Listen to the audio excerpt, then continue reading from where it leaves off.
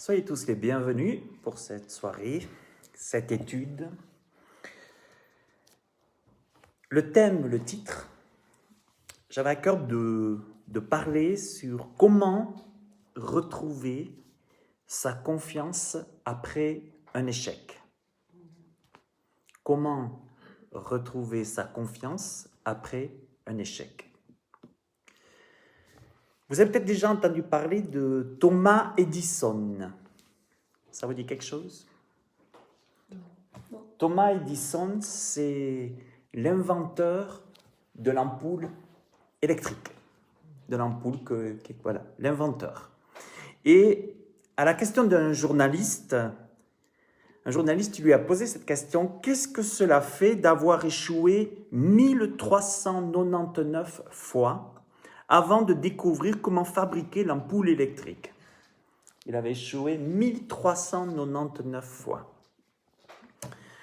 Et Thomas Edison a répondu: je n'ai pas échoué 1399 fois. J'ai simplement découvert 1399 manières de ne pas produire de la lumière dans une ampoule. Moi, j'ai bien aimé cette déclaration. Il n'a pas vu ça comme un échec, au contraire. L'échec, là, pour lui, ce n'était pas un échec. J'ai appris beaucoup de choses. Et c'est vrai que s'il est douloureux, l'échec fait malheureusement partie intégrante de l'existence. Qui n'a pas connu l'échec? Alors, il y a ceux qui vont dire: moi, je n'échoue jamais. Alors, on verra d'ailleurs que cette classe de gens qui ne travaillent pas sur l'échec et qui dit: j'ai jamais échoué, on verra que pour eux, ça va être encore plus dur de refaire surface. Mais regardons déjà les enfants. Les enfants, ils apprennent à marcher, mais qu'au bout de nombreuses chutes. On parlait de l'ampoule 1399, mais les enfants, c'est encore plus que ça pour les pas. On commence, on grandit, il y a les échecs, voilà. Mais j'aime beaucoup de voir l'enfant qui va se casser la figure, ou alors qui va faire un trois pattes, mais qui va gentiment persévérer à marcher jusqu'au jour où il marchera. Et il pourrait se dire, l'enfant, oh ben non, moi je n'ai pas envie de tomber, je suis tombé une fois, ça suffit, je reste dans ma situation, et puis il faut leur mettre des coups de pied derrière, allez bouge pour essayer de marcher. Et nous allons examiner maintenant dans la parole de Dieu, parmi les nombreuses situations d'échec, mais nous allons examiner une situation, c'est celle de l'apôtre Pierre, pour nous donner un petit peu un exemple. Vous savez que Jésus a envoyé ses disciples donc dans l'orage. On le voit dans Matthieu 14, 22, 33. Et Jésus savait qu'un orage allait venir, mais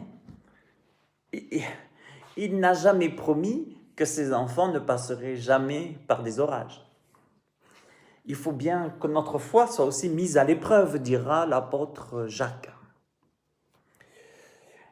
Alors, d'ailleurs, l'apôtre Paul a dit dans 1 Corinthiens chapitre 10 au verset 13, « Aucune tentation ne vous est survenue qui n'ait été humaine, et Dieu qui est fidèle ne permettra pas que vous soyez tentés au-delà de vos forces, mais avec la tentation, il préparera aussi le moyen d'en sortir afin que vous puissiez la supporter. » Donc, Jésus savait qu'en envoyant l'apôtre Pierre dans la barque avec ses disciples, il savait bien que l'orage allait venir et que la tentation, que ça allait être un moment très difficile.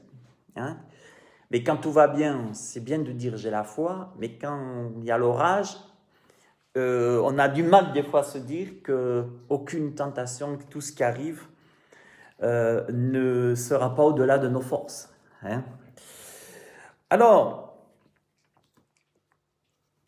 pourquoi Pierre a-t-il échoué? On connaît l'histoire, même si la fin est par la grâce de Dieu, par la grâce du Seigneur, même si la fin est miraculeuse, mais il a échoué. Il a échoué, et vous savez qu'il a dit dans la tempête, il disait, mais aussi, Seigneur, mais réveille-toi, tu ne vois pas qu'on périt. Bon, il y a ce côté-là. Mais il y a un autre moment, ou un autre récit de tempête, c'est là que je veux venir, c'est quand Jésus, il les rejoint comme un fantôme. Ils ont eu peur, ils ont dit, c'est un fantôme. Et c'est celle-là que je veux parler. Comme un fantôme. Et Pierre, il a fait sa superstar évangélique, et puis il a dit, Seigneur, si c'est toi, ordonne, voilà, que je vienne vers toi, que je puisse marcher sur l'eau. Le Seigneur lui a dit, viens. Et puis vous connaissez, il a commencé bien, il a marché un petit coup, là, et puis tout d'un coup, il a baissé le regard, il a levé le regard de Jésus pour le mettre sur les événements très, très agités. Il a coulé. À un tel point qu'il a dit au Seigneur, après, Seigneur, sauve-moi. Il a échoué. Il a échoué, et beaucoup pensent qu'il a échoué parce que c'était à cause de son incrédulité. Donc c'est vrai, dans les églises, on va vous dire il a échoué à cause de l'incrédulité, ce qui n'est pas faux. Mais ce n'est pas pour ça qu'il n'a pas échoué, premièrement, par son incrédulité. Premièrement, il a échoué parce qu'il a tenté le Seigneur. Il a tenté le Seigneur. Je m'explique. Regardez sa réaction. Verset 28, si c'est toi, ordonne que j'aille vers toi sur les eaux. En fait, il a fait comme Satan au désert avec Jésus. Je m'explique. Le tentateur s'étant approché, Satan s'était approché de Jésus et il lui dit, si tu es le Fils de Dieu, si tu es le Fils de Dieu, ordonne que ces pierres deviennent des pains. Et Pierre tente Jésus, pareil, Seigneur, si c'est toi, ordonne que j'aille vers toi sur les eaux. Il a tenté Dieu. Voilà, et il a voulu faire la superstar évangélique. Il n'a pas convoqué les journalistes, parce qu'à l'époque, je ne pense pas qu'il y avait tant de journalistes. Mais vous savez, les miracles, tenter le Seigneur pour faire des miracles sur des estrades et donner des rendez-vous et des convocations, au départ, ce n'est pas l'incrédulité. Il a eu un moment où il a tenté le Seigneur, d'abord. Et ce n'est pas pour rien, que Jésus lui dira ailleurs, arrière de moi Satan, à Pierre. Pierre avait quand même un côté, Seigneur, même si les autres ils t'abandonnaient, moi en tout cas je t'abandonnerai jamais. Ouais, je l'aurais bien vu comme superstar évangélique à la Bénigne évangélique sur l'estrade ou l'autre barman du Saint-Esprit soi-disant. Et puis, regardez, je vous lis le passage, le tentateur s'étant approché lui dit, si tu es le Fils de Dieu, donc ordonne que ces pierres deviennent des pains. Mais Jésus, donc, il se retourne et il dit à Pierre, Matthieu 16, 23, vous allez voir, arrière de moi Satan, tu mets en scandale. À Pierre, donc il regarde, arrière de moi Satan, tu mets en scandale. Car tes pensées ne sont pas les pensées de Dieu, mais celles des hommes. Donc Pierre, beaucoup pensent, non, c'est à cause de l'incrédulité que... Moi, je trouve que le Seigneur, il a été très sympa parce que plein d'amour, il coulait. Enfin non, au départ, non, il a quand même accepté la tentation de tenter. Il a tenté Dieu, tenté le Seigneur. Le Seigneur a accepté. Mais à un moment donné, il faut aller jusqu'au bout. Et je pense que le Seigneur l'a remis à sa place en coulant aussi. Mais après la grâce de Dieu. Qui n'a pas tenté le Seigneur? Et allez, viens. Seigneur, secours-moi. Je pense que Pierre a compris des choses aussi, là. Heureusement que Jésus ne nous refuse jamais quand nous venons vers lui, heureusement. Il lui dit, viens. Alors, l'échec, repartons sur les échecs. L'échec. Pierre coule. Il tente le Seigneur Et au lieu de tenir ses yeux fixés sur Jésus, non seulement il le tente, mais en plus il a commencé après à regarder les flots, il a écouté le vent. Alors il a eu peur. C'est bien de vouloir tenter jouer la superstar, mais à un moment donné, il a eu peur. Et s'il avait fixé les yeux sur Jésus, s'il n'avait pas regardé les flots et écouté le vent, il n'aurait pas échoué, Pierre. Il n'aurait pas échoué. Il a échoué. Il y a eu un échec. D'accord ? Pour toutes ces raisons qu'on a vues. Et Seigneur, sauve-moi, va crier Pierre, seul de regarder au Christ pourra nous faire traverser la vallée de l'ombre de la mort. Aujourd'hui, les orages sont là. Hein, on est dans des moments, d'accord, où il est écrit aussi, le Seigneur a dit, encore une fois, et j'ébranlerai les cieux et la terre. Hein. Donc, écoutons sa parole, ne tentons pas le Seigneur, mais gardons bien les yeux fixés sur Jésus, hein, le plus important dans ces moments. Malheureusement, maintenant on va parler de l'échec, hein, un peu plus. Après un échec, qu'est-ce qui se passe malheureusement? Après un échec, il vient une tonne de pensées négatives, toujours, ça c'est obligatoire. Il y a deux façons de réagir par rapport à un échec. Soit j'ai une tonne de pensées négatives, et qu'est-ce qui va se passer?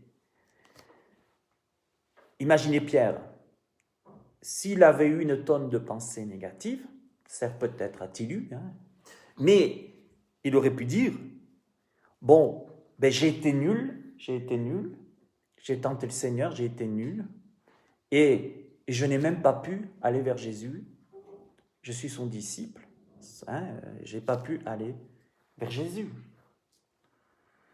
Il aurait pu dire, Jésus s'est trompé en me choisissant. Il aurait pu dire, je n'arriverai jamais à rien.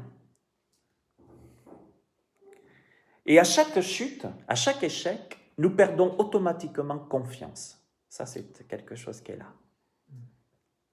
Et oui, pourquoi? Parce qu'on fixe les yeux sur l'échec. Et on reste les yeux fixés sur l'échec.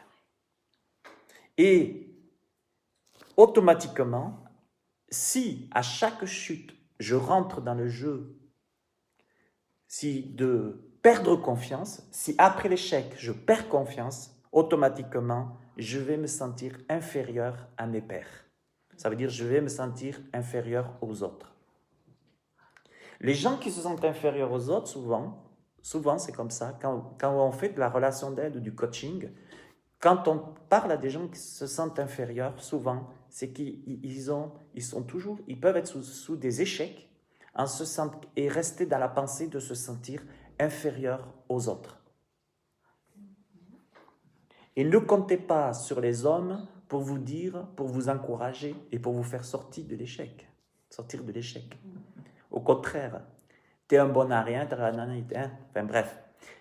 Alors qu'on est tous pareils. Et je crois que telle va être notre réaction dans l'échec, telle va être la suite. Et le pire, c'est quand on n'arrive pas à se pardonner de cet échec. Le Seigneur, après, Pierre a crié au Seigneur, et le Seigneur la grâce, parce que tenter le Seigneur, ça aurait pu lui coûter cher aussi. D'accord ? Vous savez, le dénigrement de soi n'est aucunement productif. Se dénigrer ne produira rien. Et n'a qu'une conséquence, la disparition de l'estime et de la confiance en soi. Je répète, le dénigrement de soi n'est aucunement productif et n'a qu'une conséquence, la disparition de l'estime et de la confiance en soi. Se dénigrer, toute la journée, je suis nul, je reste sur l'échec, je suis un bon à rien, je suis nul, le Seigneur ne peut pas me pardonner. Moi qui croyais que j'étais Pierre, en plus le Seigneur qui lui dit, Pierre, tu es Pierre, et sur cette pierre je bâtirai mon église. Ben, le gars, il y a de quoi se poser des questions. Est-ce que le Seigneur s'est planté? Vous savez, il y en a beaucoup qui pensent que Jésus aurait dû aller peut-être vers les facs de théologie de l'époque pour chercher des brillants humanistes ou des brillants érudits. Jésus, quand il a choisi ses 12, je comprends déjà pourquoi il n'a peut-être pas été bien accepté. Déjà, le collecteur d'impôts, il faut accepter un collecteur d'impôts, etc. Bon, le Seigneur, c'est l'apôtre Paul qui dira, mais Dieu a choisi les choses folles de ce monde, les choses qui paraissent viles, qui paraissent des choses, pour confondre les sages. Et souvent, le Seigneur arrive à trouver dans les cœurs les gens qui arrivent à, justement, à avoir un esprit humble, de dire « j'ai échoué, Seigneur, pardonne-moi, relève-moi ». Mais le pire, c'est quand dans les milieux religieux, on te dit qu'il n'y a pas de pardon. Moi, j'ai connu des situations, surtout en tant que pasteur, mais j'ai vu des barges dire, il y en a qui voient très mal l'échec. Eux, ils échouent jamais. Donc eux, ils vont faire ce sont des donneurs de leçons, ce sont des religieux en fait, des donneurs de leçons. Ils vont pas vous dire tout ce qu'ils ont échoué, tout ce qu'ils échouent, et il va savoir ce qu'ils échoueront. Ils vont être des donneurs de leçons. Et Jésus va s'en prendre à eux. Et il a échoué. Et la femme est prise en flagrant délit d'adultère. Elle a échoué. Voilà. Et puis on va vous faire une lettre avec des versets bibliques pour vous dire que tu es en enfer, que tu es dans la géhenne, comme la femme prostituée. Voilà, que tu es... Hein. On reste sur l'échec, et puis il y en a... Alors Jésus ne regarde pas l'échec comme nous, on la voit l'échec. Parce que pour Jésus, c'est comme l'ampoule, le gars, le fondateur. Mais je n'ai pas échoué 1399 fois, hein, ou 79, je sais pas, j'ai dit. Mais non, je n'ai pas échoué. J'ai appris comment ça ne marchera pas, plutôt. Vous voyez, et je crois que dans nos milieux, dans l'esprit religieux accuse. Et d'ailleurs, la Bible dit que Satan est l'accusateur de nos frères. Derrière ces gens, il y a Satan qui accuse. Oh, regardez, lui, il a échoué. Ah, l'échec. Et d'ailleurs, vous savez pourquoi plusieurs personnes ne veulent pas venir au Seigneur? Parce qu'ils ont l'image d'un Dieu dur, d'un Père dur, d'un Dieu dur qui n'accepte pas l'échec. Et imaginez-vous, vous rentrez dans une église, vous êtes déjà abîmé de la vie, abîmé par le péché, vous avez échoué et encore échoué, et on vient vous dire quoi dans l'église, au lieu de vous dire que Dieu veut changer, que Dieu change les cœurs et que Dieu rétablit, on va t'en mettre encore plus. Il y a un problème. Et, en tout cas, en cas d'échec, il est très important de rester bienveillant avec soi-même. Quel que soit notre niveau d'assurance, un échec met toujours un coup au moral, c'est normal. Un échec met un coup au moral. Mais vaut mieux dire « j'ai échoué », on gagne du temps, mais pas le dire n'importe quoi en plus. Dans des milieux chrétiens sectaires, il va falloir le dire devant tout le monde en plus. Balance ton échec. Non, mais ça, c'est sectaire. Qu'est-ce qu'on a besoin d'étaler à tout le monde nos échecs? Paul, à un moment donné, va s'énerver avec ça, il va dire c'est entre Dieu et moi les choses. D'accord aussi. Hein? Je ne suis pas obligé de tout étaler. Non, vous savez, ça, on a affaire à des groupes sectaires là, hein, qui détruisent plus. Vous savez, il y a des églises, elles détruisent encore plus les identités que ce qu'elles les construisent. Quelque part, si vous voulez abîmer encore plus des gens, envoyez-les dans certaines églises. Et vous allez les abîmer, et encore plus, les gens. Vous allez les détruire encore plus. Qui est l'accusateur de nos frères? C'est Satan. Celui qui nous accuse, c'est Satan. Mais, en réalité, alors qu'est-ce qu'il faut faire pour arriver face à l'échec? En réalité, si nous apprenons quelque chose au travers de notre chute, alors nous n'avons pas échoué. Je répète, si nous apprenons quelque chose, quelqu'un comme Pierre, ouais non là j'ai échoué, puis j'ai fait le con, j'ai tenté Dieu, bon, Seigneur sauve-moi, puis le Seigneur va le sauver. Mais Pierre, il a appris quelque chose là. Donc finalement, puis on l'a dans nos Bibles. On l'a dans nos Bibles. On a cette expérience. On a quand même cet enseignement-là qu'elle a. Donc finalement, j'ai envie de dire, Pierre, est-ce qu'il a échoué? Je ne sais pas. Dieu l'a permis. Le Seigneur l'a permis. Et la plus belle chose, c'est d'apprendre les choses au travers de nos échecs. Attention, on n'est pas là pour provoquer les échecs. Ça, c'est autre chose. Parce que là, on apprendra loin de là d'apprendre. Moi, je parle de l'échec quant à notre croissance spirituelle. On parlait d'enfants au départ qui tombent dès qu'ils apprennent à marcher. Eh bien, Paul compare la nouvelle naissance. Jésus a parlé de nouvelle naissance. Paul nous parle de bébé spirituel lorsque nous accueillons le Christ dans notre cœur. Et nous devons apprendre à marcher comme lui-même a marché. Et ça va se faire comme avec les enfants, à coup de chute. Et la Bible dit, 7 fois le juste tombe, et 7 fois le Seigneur le relève. N'est-il pas un Père pour nous relever? Hein? Voilà. Mais ici, ce que j'aimerais dire ici, c'est que, je le redis, si nous apprenons quelque chose au travers de notre chute, alors nous n'avons pas échoué. Mais si nous ne voulons rien apprendre, le problème c'est ça, c'est quand je suis têtu et que je vais dire non, je n'ai pas échoué. Non, non, c'est Satan, c'est un combat. Non, non, je n'ai pas échoué. Non.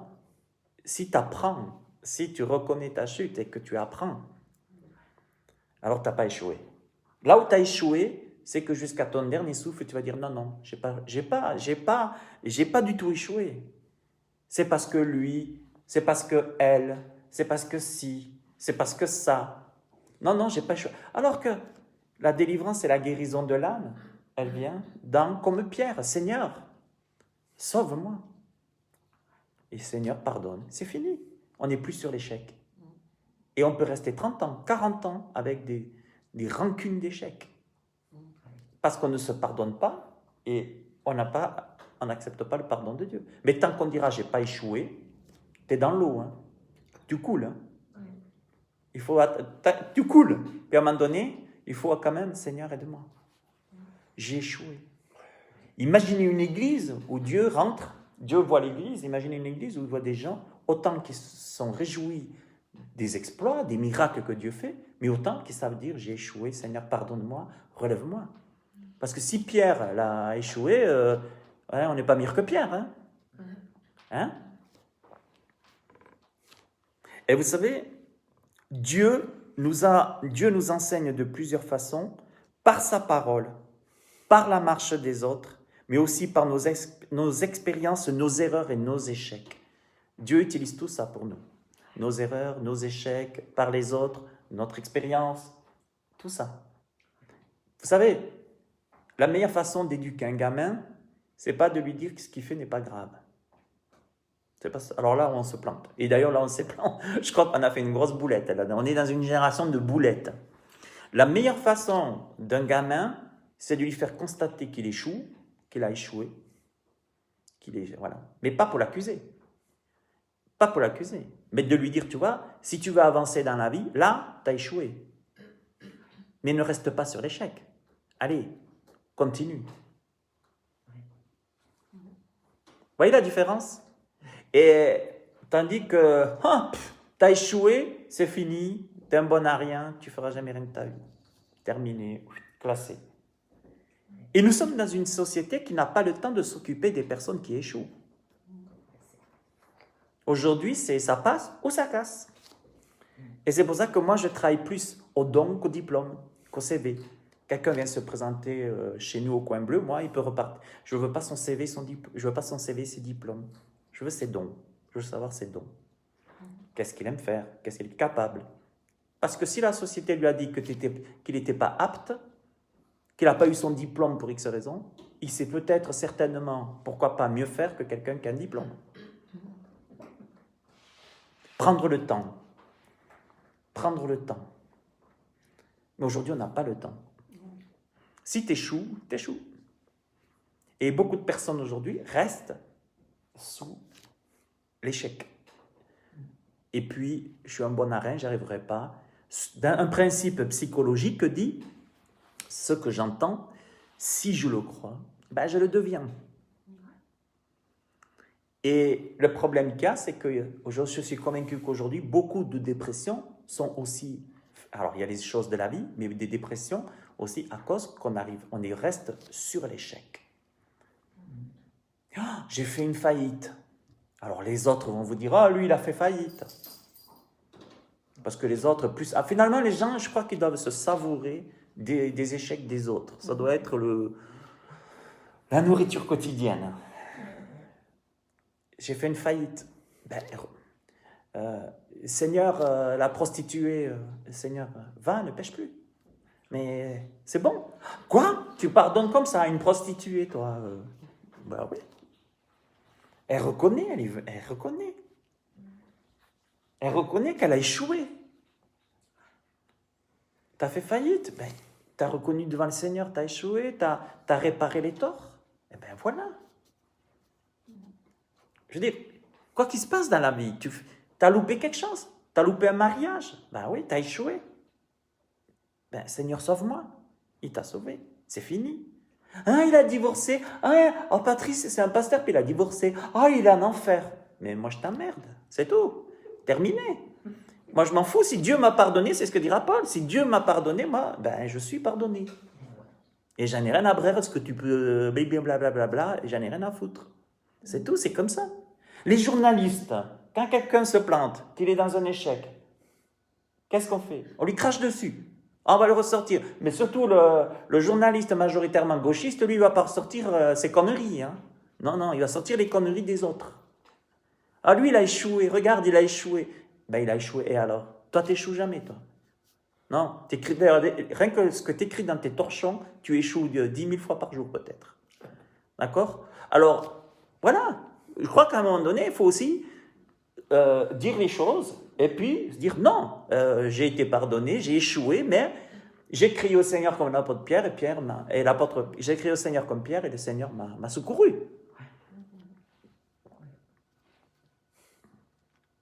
Romains 8, l'apôtre Paul dira,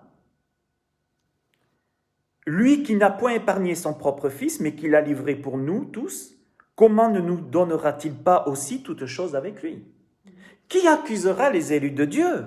Qui accusera les échecs des uns et des autres? Qui accusera les élus de Dieu? L'apôtre Paul, tu sais, moi je crois qu'il va chercher de l'argent à droite à gauche, les offrandes, mais tu sais, je crois que, je ne sais pas s'il déclare tout, je ne sais pas s'il magouille pas un petit peu. Paul, il en a eu marre de ces écarts. Moi, je vais fabriquer des tentes parce que c'était son métier. Et puis comme ça, au moins, vous ne m'emmerderez pas avec vos trucs à la con. Voilà. Et je crois que c'est ça qui est important, c'est de pouvoir aussi dire chose. Qui accusera les élus de Dieu? Personne, c'est Dieu qui justifie. Donc déjà, si j'ai péché, c'est entre Dieu et moi. Si j'ai échoué, c'est entre Dieu et moi. Ah, il te faut dire devant tout le monde au micro, confesser ton péché. Non mais, ça va ou bien? On est où là? Donc ça veut dire qu'on est vraiment dans un lieu de torture, c'est une salle de suicide, quoi. De saliver davantage. Ouais. Puis après, oh, c'est... il le faisait bien, lui, de Funès, dans l'église. Puis dès que l'autre, il s'approchait pour l'offrande, là, Bon, mais, qui les condamnera, dira Paul? Christ est mort, bien plus, il est ressuscité, il est à la droite de Dieu, il intercède pour nous. J'ai échoué, et Dieu m'a relevé. Parce que j'ai échoué, je demandais pardon au Seigneur, Dieu m'a relevé. Et dans mes échecs quotidiens, je veux dire, on peut avoir des échecs quotidiens, ça peut arriver, comme on n'en aura pas quotidiennement. Ah non, si tu es chrétien, tu ne dois pas avoir d'échecs. Non, mais je ne sais pas où tu as trouvé cet évangile, mais je ne sais pas, c'est pas ma Bible en tout cas. Ah oui. C'est pas ma Bible. Jonas, il a échoué Jonas. Hein. Oh là là là là. Va à droite. Non, à gauche. Non, il ne faut pas être gauchiste. Je vais à gauche. Bon, ben va à gauche. Je vais à gauche, et puis qu'est-ce qui se passe? Je vais manger de grands poissons, là. Ça va mal finir, cette histoire. J'ai échoué, j'ai pas écouté. Seigneur, sauve-moi. Et j'aime beaucoup ce qu'il a dit, qu'il a tiré de la mort. On pense que Jonas a connu un moment la mort physique. Nous, on avait étudié ça à l'école biblique, en théologie, par rapport à des traductions. On pense qu'il a connu un moment, la mort physique. Donc c'est quand même dur de connaître ça, et puis après qu'il a été recraché. Mais il a dû connaître. Et c'est pour ça que Jésus prendra le signe de Jonas, la mort et la résurrection. Et il a échoué, Jonas. Oh là là, ben dis donc, il n'a pas dû beaucoup prier et jeûner. Hein. C'est tellement facile de dire il a échoué, Jonas. Élie, il a échoué devant Jézabel au départ. Et puis Moïse, combien de fois il a échoué? Est-ce qu'en fait, y a-t-il quelqu'un dans la Bible, à part Jésus, qui n'a pas échoué? Personne. Et Ésaïe 50, verset 8. Celui qui me justifie est proche, dira Ésaïe. Celui qui me justifie est proche. Qui disputera contre moi? Comparaissons ensemble. Qui est mon adversaire et qui s'avance vers moi? Luc 18, 7. Et Dieu ne fera-t-il pas justice à ses élus qui crient à lui jour et nuit, et tardera-t-il à leur égard? On voit que c'est entre la personne et Dieu, c'est pas une histoire d'assemblée, ça. Hein, c'est entre vraiment. Jésus a dit, mais pourquoi tu vas enlever la paille dans l'œil de ton frère quand toi tu as une poutre, quoi? Alors au lieu de passer du temps à blablabla, à te royaumer sur les échecs des autres, ben, commence par regarder par ta propre assiette, et puis on verra après. Hein. Il y a des erreurs que Dieu nous a laissé commettre. Il y a des erreurs que Dieu a permis, qu'il nous a laissé commettre, afin que nous apprenions et que nous puissions, par la suite, conseiller et enseigner nos proches et les générations futures. Comment je pourrais enseigner mes enfants en fait, si on n'avait pas connu l'échec? Finalement, s'il n'y avait pas eu le péché, si Dieu n'avait pas... Ah non, parce qu'il y en a qui auraient aimé être nés avec, derrière, comme un remontoir, puisqu'on est dans l'horlogerie suisse, avec un remontoir pour jamais pécher, jamais rien. Hein. Non, finalement, Dieu tolère les choses pour nous apprendre, puis pouvoir enseigner aux générations futures. Mais imaginez ceux qui enseignent aux générations futures, tu ne dois pas chuter, tu ne dois pas, comme je dis, échouer. Tu ne dois pas. Et vous savez, des fois, il n'y a pas la grâce. Hein. À l'époque, si tu échoues une fois, poum! À l'époque, la grâce, elle était moins... Hein. Bon, là, je crois que ça a fait l'effet contraire. Je crois qu'actuellement, la grâce, on voit trop souvent la grâce maintenant. Je pense que maintenant, il faut trouver le juste équilibre. C'est pas grave qu'il échoue, il apprend. On ne peut pas dire ça non plus. Je crois qu'à un moment donné, il faut aussi trouver l'équilibre. Parce qu'après, c'est facile. Non, c'est normal que tu échoues parce que tu es humain. Mais surtout, dis-toi que ce n'est pas grave parce que tu vas apprendre. Non, c'est quand même pas ça que je veux dire. Non. Le but, c'est pas ça. Parce que Paul le dira. Allons-nous nous-mêmes pécher pour faire venir la grâce de Dieu? Loin de là. Il ne faut pas non plus tenter provoquer Dieu avec ces choses. Puis le but, c'est qu'on prenne de la maturité spirituelle, qu'on reconnaisse. La Bible dit, reconnais d'où tu es tombé. Mais en fait, on s'aperçoit, on pense souvent que Dieu, les commandements de Dieu, on pense qu'ils sont plutôt pour notre mal que notre bien. Des fois, il y en a qui n'aiment pas que Dieu, ils trouvent Dieu. Mais Dieu n'est pas dur. Je pense qu'il a raison. Il n'y a pas plus meilleur psy que Dieu. Il n'y a pas meilleur psy. Dans le sens où Dieu, lui, il va dire, mais non, moi, je vais laisser cette chute, je vais te laisser, Pierre, tu vas me tenter, je le sais, mais je vais laisser, parce que je vais t'apprendre quelque chose derrière tout ça.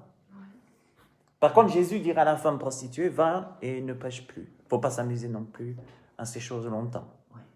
Parce que la guérison du corps, de l'âme et de l'esprit passe déjà par la réconciliation de soi-même avec Dieu et avec nous, le fait qu'arriver à se pardonner, arriver à nous voir comme Dieu nous voit. Et vous savez, il y a toujours quelque chose de positif à retirer de nos échecs. Toujours. Voyez ? Et si nous apprenons au travers de nos erreurs, alors nous ne sommes pas perdants. Si j'apprends au travers de mes erreurs, je ne perds pas. Mais si nous grandissons, et à l'avenir, nous ne reproduirons plus les mêmes fautes, parce que nous aurons appris quelque chose. Mais si, par orgueil, non, mais moi, si on continue à échouer, et comme ça, eh bien là, c'est sûr qu'on ne va pas apprendre grand-chose de nos échecs. Mais lorsqu'on va comme le fils prodigue, vous savez, le fils prodigue, et pendant un moment, hein, mais à un moment donné, il a réalisé son échec, hein, ses échecs. Et il a dit quoi? Je vais retourner à la maison de mon père. Hein. Et le père l'a accueilli. Oh, comment ça? Lui, tu l'accueilles, tu le remets d'habits de fête, tu le remets de vêtements, alors que moi, je suis tous les jours avec toi, Seigneur, dans la maison, Père. Et lui, il arrive, il a échoué, puis toi, voilà. Il se repent, puis toi, voilà, c'est bon, il est sauvé. Oui, c'est l'évangile. C'est énervant pour certains, mais c'est l'évangile. C'est l'évangile. Mais réjouis-toi au contraire parce que toi, tu es resté avec moi. Au lieu de « Ah non, moi je ne supporte pas, le gars, il est décédé à 89 ans, à 88 ans, juste avant de mourir, il donne sa vie au Seigneur, et puis il est sauvé, là, il demande pardon pour ses péchés, il a une conviction, il veut donner... » Eh bien oui, c'est l'évangile. Dieu pardonne les échecs, Dieu pardonne les péchés, Dieu est venu à la croix, réjouissons-nous. Plutôt d'un seul pécheur qui soit sauvé, que non pas « Ah, mais moi, toute ma vie, j'ai trimé. » Mais écoute, tu étais avec moi, et puis tu as été béni, puis c'est ton choix. Tu pouvais me quitter. Hein. On peut dire au Seigneur, stop, j'arrête. Hein.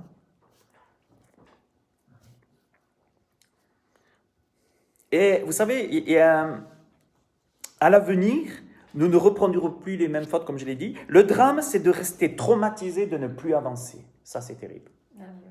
Ça, c'est le drame. Je vous dis, même il peut y avoir des gens qui, comme moi, des prédicateurs, des choses comme ça, mais qui peuvent rester traumatisés par un truc, même et qui peut rester traumatisé, puis ne plus avancer parce que je reste sur l'échec. Mais est-ce que tu crois, pasteur, que Dieu pourrait... T'es sûr que Dieu m'a vraiment pardonné pour ça? Oui. T'es sûr que Dieu... Mais tu t'es repenti. Ben, le sang de Jésus, alors, soit tu minimises l'œuvre de la croix, soit tu minimises le sang de Jésus. Je ne sais pas ce que tu es en train de minimiser. Ou alors c'est un petit Jésus. Si Dieu t'a pardonné, c'est sûr qu'il y en a qui ne comprennent pas la femme prostituée, adultère, tout ce qu'on veut. Je te pardonne, je te pardonne, va et ne pêche plus. Non mais, c'est tellement, hein, les guérisons, lève-toi, marche, vas-y, t'es pardonné. Ben, c'est l'évangile, c'est l'évangile. Ah, mais est-ce que tu crois que Dieu m'a pardonné? Mais arrête de rester sur cet échec. En plus, là, tu es en train de dire que le sang de Jésus, il est efficace qu'à moitié ou un tiers, hein, ou moitié. Si t'as lavé, t'as lavé. Si t'es blanc, t'es blanc. Ah non, mais tu sais, je sais pas, parce que ça me revient toujours, ça doit être Satan, l'accusateur. Non, Satan, il a bon dos. D'accord? C'est sûr que Satan, il est content si toi, tu n'arrives pas à te pardonner, que tu n'arrives pas à... Hein? Mais travaille là-dessus maintenant. Allez, il est temps de passer à autre chose. Ouais, puisque le Seigneur t'a pardonné, t'a guéri, reste pas sur cet échec maintenant, ça suffit. Ah, mais alors... Vous savez, il y a des gens, ils sont courbés à leur âge avancé, courbés tellement qu'ils portent. Et Jésus parlera de joug. Prenez sur mon joug, mais mon joug est léger, hein, mon fardeau est léger, je veux dire. Et on va arrêter là pour aujourd'hui. On le finira la prochaine fois. La prochaine fois, on verra qu'est-ce qui pourrait me paralyser. Puisque, comme je l'ai dit, le drame, c'est de rester traumatisé, de ne plus avancer et d'être paralysé à cause des échecs qui me paralysent. C'est terrible d'être paralysé. Et la prochaine fois, on verra qu'est-ce qui pourrait me paralyser. D'accord? On va arrêter là aujourd'hui. Je salue tous mes amis Facebook. Et puis, on continuera. Dimanche, je vais reprendre ce message aussi à la Chaux-de-Fonds. Mais on continuera la suite aussi la semaine prochaine. Bonne soirée à tous.